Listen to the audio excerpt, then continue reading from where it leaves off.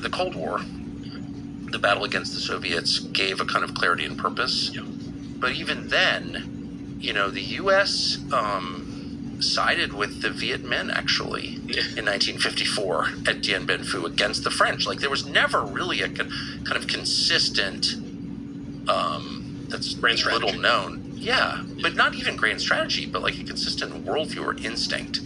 Like, the English, for all their many faults, at the height of empire, the height of the Victorian period, like, they really believed they were superior. Now we deride that as racist.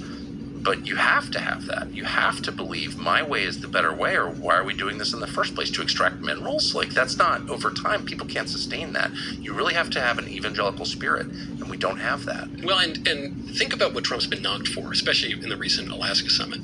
He's been knocked for shaking hands with Putin and, being nice to him. Yeah. And I think, well, hold on. We've tried the other way. W. Bush, tried to talk a little tough, or tried to be sweet and then talk tough. And Putin invaded Georgia. And then Obama, oh man, he talked tough. After the reset failed and Hillary Clinton couldn't spell a simple word in Russian, then that failed and he talked really tough. Oh boy, was he tough. And Putin invaded into Crimea. And then you had Trump, and everyone just kind of chilled. And then you had Biden. Man, no one talked tougher than Biden, huh? Oh, didn't he have such moral clarity? And Putin invaded further into Ukraine. But the world order collapsed. Moral clarity thing is a clarity. If you think that Joe Biden was a better leader or a better man than Vladimir Putin, like, I don't even know what to say to you. That's insane. There's by no measure, did Joe Biden's country, the people he solemnly swore to help and defend, did they thrive? No, they withered. Putin, who's been there for 25 years, his country's improved. The people are happier. They like him, actually. The war's been a little tough on Putin. The war's, of course, it's been tough. Of course, it's been tough. I'd be curious about public opinion today, this far into the war. Well, actually, it's measured a lot. Yeah, look it up. And you can say, well, that's all a lie. Okay, well, show me one. Yeah. Okay, go there. And look, I'm not moving to Russia, but, I mean, Putin has been the most effective leader in my lifetime. I can't think of a more effective one. He's been a very stable leader for Russia. But why is he more evil than Joe Biden? Well, I can't even conceptualize that. Like, you could say, look, I don't know his religious views, but he's promoted Christianity within Russia aggressively. Yes, to combat liberalism and all these other forces. Joe Biden has imprisoned pro-lifers and sued nuns. Well, exactly, et cetera, et cetera, et cetera. Whatever. But I guess the reason that I kind of pull away a little bit from this is kind of neo-Connie to me, is the sort of the purely good and evil. I totally agree with that. And to me, I think, well, look, I'm on the side of my country, even if Joe Biden is running it, which is a great pity if he is. And I am because it's... Dude, I'm with you. Of course. And patriotism is an extension of filial piety. Just like all liberalism comes down to saying, screw you, Dad, like I hate my mom or whatever. And I think, no, we are called to respect our parents and to love our countries. And Russia has interests that are not aligned with ours, and they have missiles pointed at us. And you think, well, okay, Putin, for all of his sins, Putin is defending the interests of Russia. And I think there was a sense. Look, Biden would say he was defending the interests of the United States or NATO or whatever. He didn't do a very good job at it. At the very By the way, NATO, yeah, exactly. And this is why you'll notice Trump doesn't use this good and evil language all the time. And the way he talks about Putin, he says, look, Putin has interests. He has hard interests. That's how I feel. And I have hard interests. And I'm good. If I can be a little diplomatic with him, I'm going to do it. I'm reminded of, do you remember the Jeffrey Goldberg article in The Atlantic, which said, it was the Obama Doctrine. This was back in 2016. Never forget it.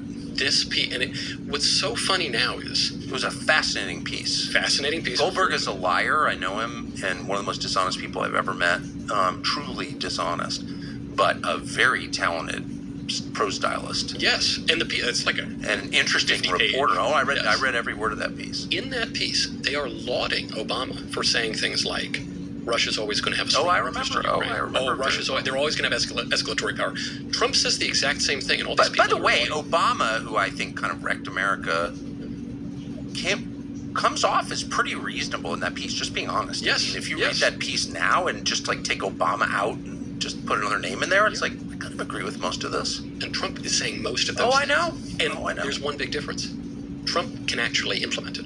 And Obama couldn't really implement it. No, of course the world not. order was fraying under him. And so it is so ironic that these people who, accuse Trump of being like a KGB agent or whatever, that these people would knock Trump for saying the same thing that they were parroting for years. Well, they're all just children. Like, these are not...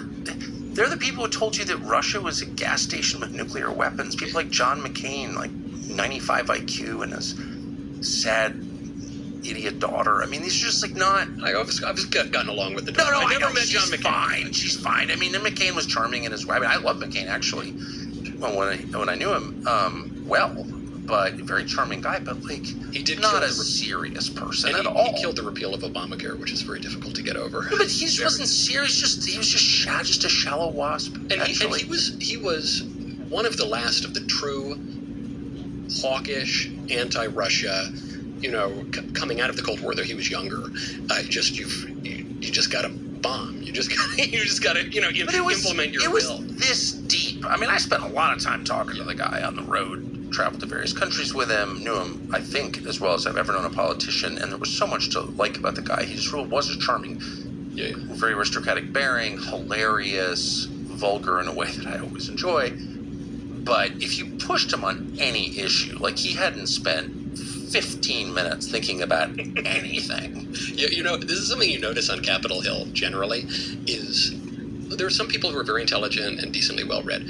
A lot of them, though, their skill is not doing a lot of reading. That's not the skill that's like... Dude, I went to boarding school. I know what that is. That's like memorize 3 famous quotes, throw them out like you've read the whole book. Yes. And that was McCain, man. He... On any question, including the foreign policy questions he was supposedly an expert on, he knew nothing. To say Russia's a gas station with nuclear weapons, like, you're an idiot. Is this the nation of, like Tolstoy? Oh, I got the Winter Palace. Dostoevsky. St. Petersburg? Right, all right. There's no